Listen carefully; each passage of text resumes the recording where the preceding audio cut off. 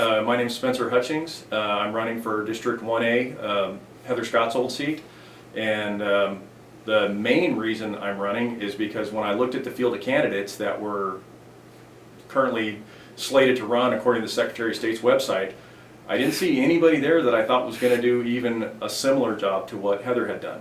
And I think most of the folks around here that know Heather and know what kind of job she did for us, she was a spectacular representative for us. I mean, I don't think we could have asked for anybody better. She's one of the most honest, she is the most honest politician I've ever met in my life.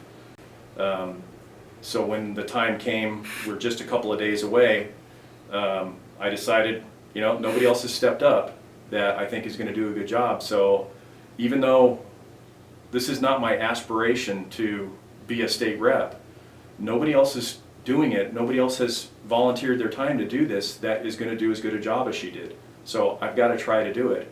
I'm not saying I'm going to do the same job Heather did, but I'm going to try.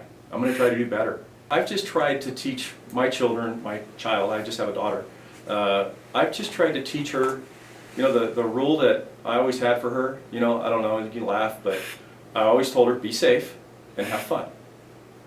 Don't get in any trouble. Be safe, have fun. That was Dad's rule. Be safe and have fun. And Mom had a few more rules? Well, we always had more rules, but you know, it kind of all wrapped around that. You know, just be safe and have fun. You know, I don't know if you've ever heard the story. I don't know if it's a true story or if it's a made-up tale, but I really like it. And it's about John Lennon when he was a small child in school, and they asked him. The teacher was going around the classroom asking kids, what do you want to be when you grow up? And you know, I want to be a doctor, I want to be a lawyer, I want to be a whatever. And she gets to John Lennon and says, what do you want to be when you grow up? And he says, well, I want to be happy.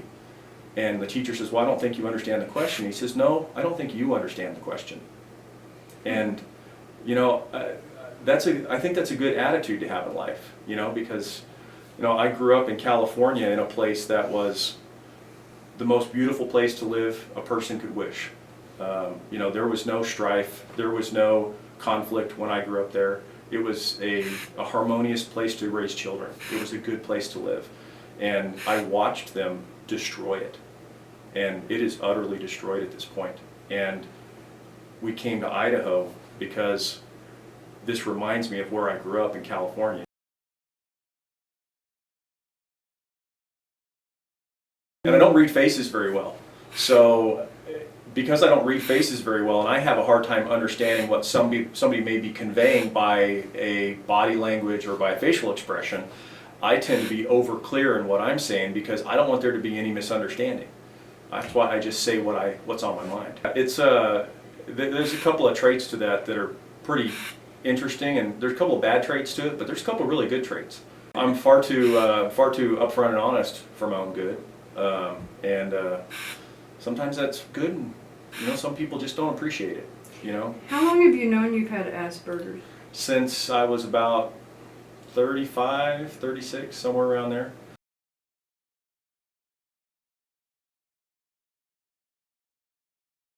I think that the way that, you know, if you look back at the older documents in Idaho's law books, a lot of them are real simple and real brief.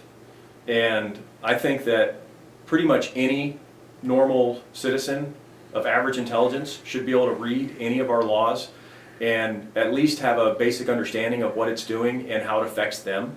So when they write these laws that are, you know, anything more than a few pages, you know, and I mean a few, like 3 or 4 pages tops, that I think even 3 or 4 pages is too much. If you can't explain what you want to do to me or the citizenry in a page or two, maybe you shouldn't be doing it.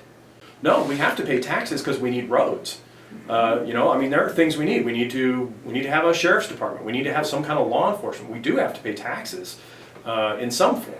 But the current tax system in the United States as a whole, and in, you know, the levy system and in Idaho, the tax system is broken. I don't think it can be more, well, I say that. It's very broken. It needs to be redone. It needs to be simplified. I mean, we need X number of dollars, but we don't need to hide this stuff. We don't need to give people favors. Nobody should be getting any favors out of this. You know, everybody should be treated equally.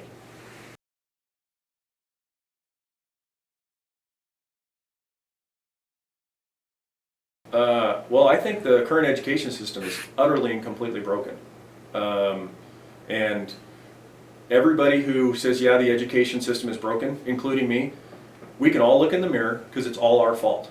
Because we're all adults that have been around, and this has happened while on our watch. You know, we have let, for reasons that even I can't explain to myself or understand myself, we have let the left take over our schools. And they have done nothing except drive their agenda and their propaganda into our children. And that is a completely broke system. We need to do school vouchers, we need to encourage homeschools.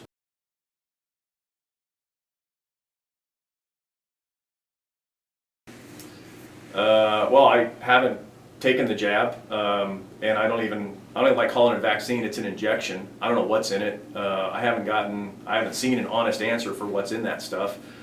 What's in it? Why are pilots getting blood clots up at altitude now at a strange rate? Why are little kids having strokes? You know, why are they having to put advertisements out? I mean, I literally saw advertisements on the side of a bus where it said strokes are normal in little kids. You know, when I grew up, I don't remember anybody having a stroke, a little kid having a stroke. That's not a normal thing. Why are they telling us it's normal? Everybody should be able to choose if they want a medical procedure. And the government shouldn't have anything to say about it.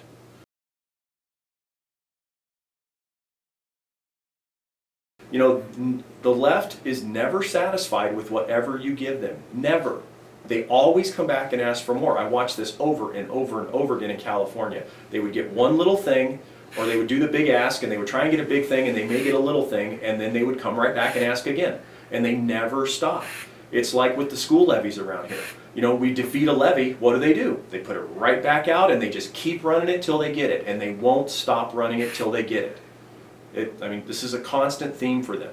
So when they talk about compromising with these guys, you know, I would have to see the situation, but I really don't see much to compromise on them with. I think they need to compromise with us. I think we need to push them back. I think we've given way more than we should, and we need to be taking rights back at this point. Left has no soul. They don't.